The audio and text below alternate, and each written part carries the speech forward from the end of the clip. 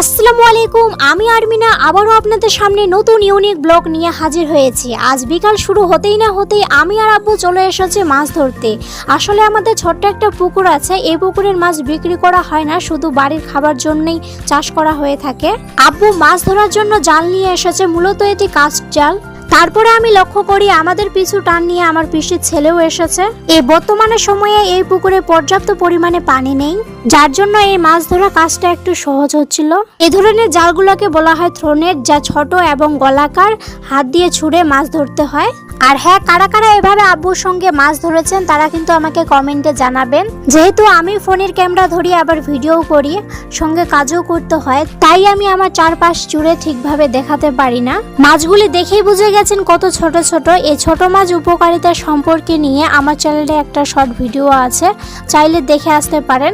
অবশেষে বাড়িতে এসে মাছগুলো পরিষ্কার করে নিয়েছি।